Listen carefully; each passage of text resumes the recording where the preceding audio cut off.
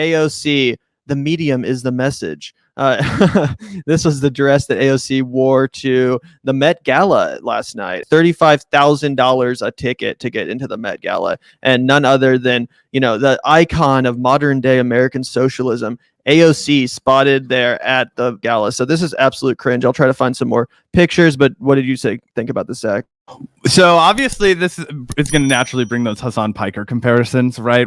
But Hassan Piker is a streamer, right? He's a shit talker like you and me. She's an elected congressperson, okay? And she's an elected congressperson that's kind of shafted everybody that put a lot of faith in her. I mean, one of the things that I put in our group chat when I first saw this, Gavin and I, our other housemate, my girlfriend, have a group chat, whatever.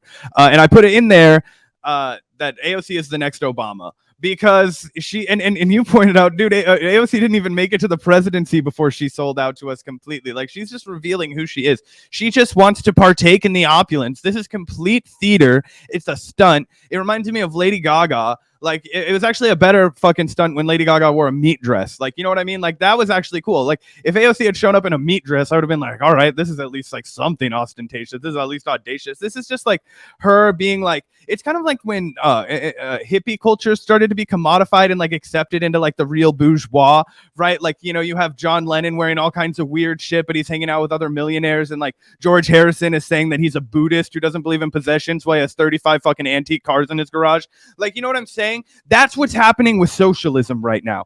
It is becoming like a bourgeois, like kind of pastime, right? Like, it's a label. It's kind of like, you lean into it, and what they're doing is they're watering it down, right? If you can be a socialist congressperson that's showing up to a $35,000 plus per ticket event, and God knows how much that dress is worth now after she's wearing it, I guarantee you it would go for a shit ton of money. So all these kinds of things, it's just dripping with opulence. Meanwhile, last week on fucking Labor Day, the last federal unemployment benefits went out. People haven't forgotten, but maybe she has, that the eviction moratorium that Joe Biden imposed was ruled unconstitutional by the Supreme Court. So instead, she's out prancing around pretending that she's doing something, when really what she's doing is she's just letting the rich know, letting her fucking like virtue signaling to the other people of her new class that she is not going to do anything serious, and that she's just going to pose for photos and virtue signal instead of actually bringing anything to the table to get it done. But yeah, this is total insanity, this AOC Met Gala shit.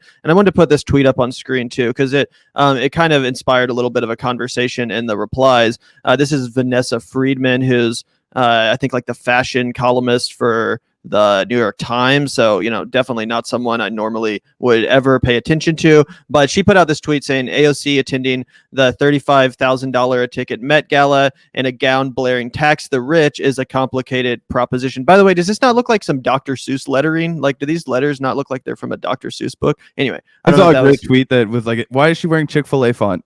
Yeah, exactly. Well, it's a Chick-fil-A color scheme for sure, but the font looks like fucking Dr. Seuss to me. Anyway, underneath someone says, I'm sure she was invited, even if she wasn't. $35,000 is a small price to pay in terms of advertising. She spread that message. So, and this is basically the refrain we're seeing from AOC and squad defenders on Twitter and online in general. People that are trying to justify this with saying, well, even if the ticket was $35,000, even if she didn't have to pay for the ticket, whatever, it was about the message.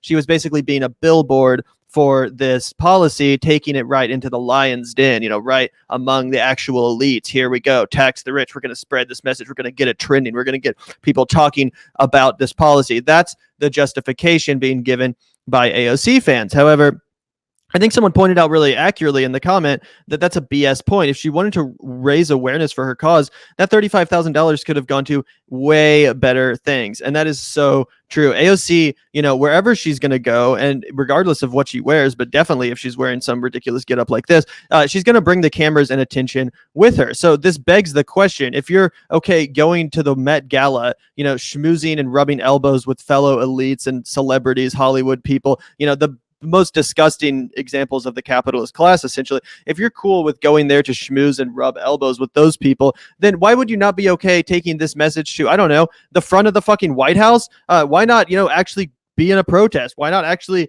make some noise and make your point to the people that really are in control of power. You know, you hang out in DC with the most powerful people in the entire world. Literally, you have direct access to these people, and this is where you decide to take your statement. The fucking Met Gala, the literal, you know, party for bougie celebrities and elites. That I mean, you know, as gross and disgusting as they are, most of those people aren't actually in control of the levers of power. Again, they don't have the ability to tax the rich. You know, you can't just go up to like George Clooney and be like, pay higher taxes, motherfucker. Like, that's not going to work. You have to systemically change the system to force George Clooney and fucking, you know, Bradley Cooper and all these people to pay higher taxes. But just wearing this slogan into a party is not doing anything. Why are you not taking this message? If this is actually your message of protest, why are you not protesting this outside of the fucking White House? Why are you not taking this directly to Joe Biden, the people, the actual fucking oligarchs, which, you know, could change this shit?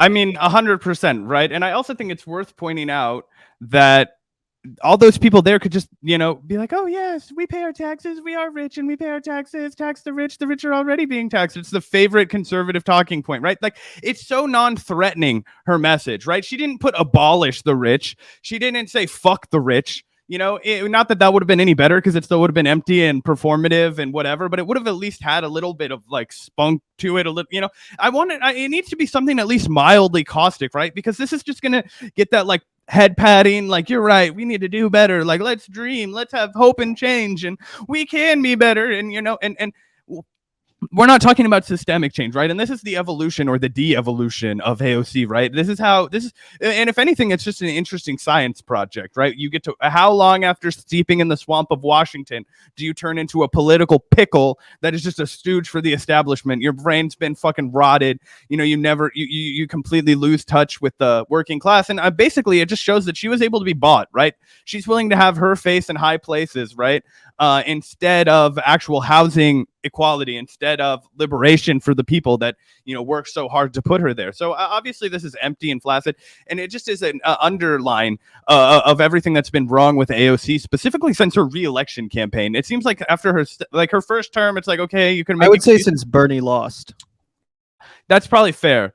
Yeah, since Bernie became non-politically viable, and that's the same with all the squad. I just think it's disappointing the most for AOC because she has the biggest platform. She could have the biggest voice. She could be leading tax the rich protests outside of fucking Washington with, you know, tens of thousands, if not more people, maybe hundreds of thousands of people. And instead she's going to the Met Gala to schmooze with a bunch of rich people in a really fancy dress. Like, fuck that.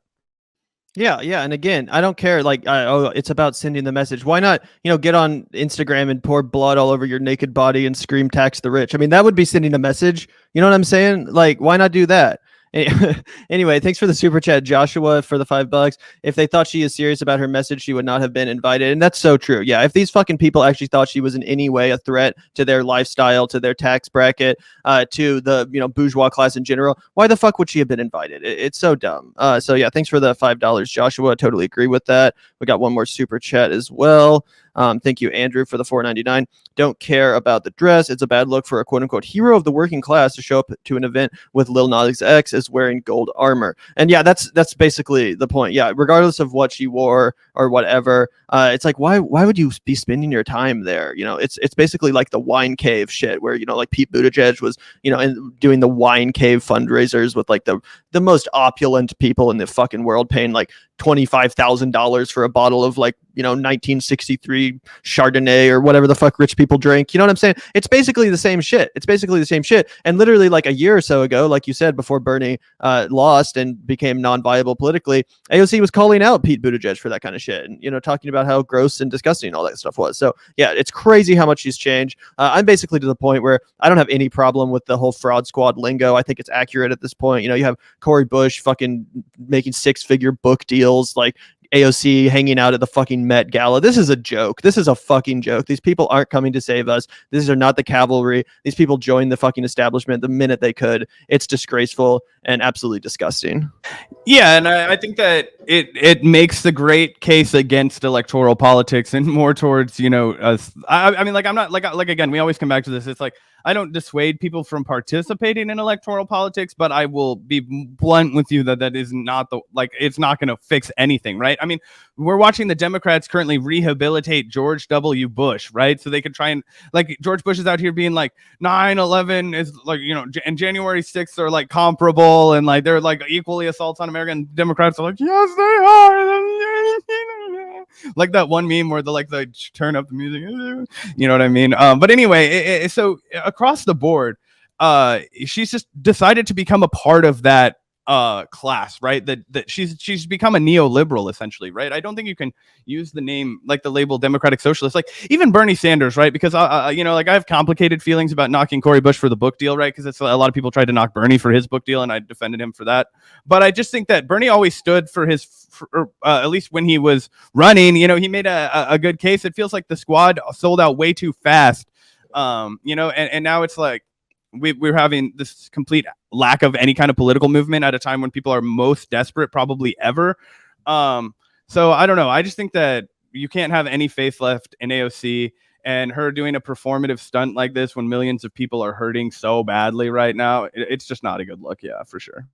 Yeah, and also every presidential candidate ever writes a book, so it's a little bit different, I think, for Bernie Sanders. Like literally anyone that's ever run for president that's even remotely viable writes a book. So like, yeah, obviously he's going to write a book, but like literally getting into Congress, like, and then a few months later, after not fighting for the people you said you're going to fight for, after not talking about the things you're going to fight for, oh, oops, I got a 6-figure book deal. I wonder if these things are correlated at all. Yeah. Who would have known? Anyway, thanks, Andrew, for the $1.99 super chat. TYT will defend her by saying she is not Jimmy Dore. That's very possible. I'm sure they will defend her. I've seen a lot of people defending AOC for this in pretty cringy terms. I saw David Dole defending her on Twitter.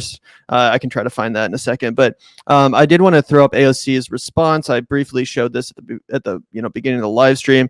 This was her defense, of the criticism, because again, this just blew up Twitter last night. If you were on Twitter last night and you're like plugged into the political scene, everyone was debating about this. People were defending her. People were slamming her. This whole discourse has definitely, overwhelmed the Twitter sphere for the last 12 hours or so. So she says, the medium is the message. And she says, proud to work with Aurora James as a sustainably focused Black woman immigrant designer who went from starting her dream at a flea market in Brooklyn to winning the CFDA against all odds, and then work together to open the doors at the Met.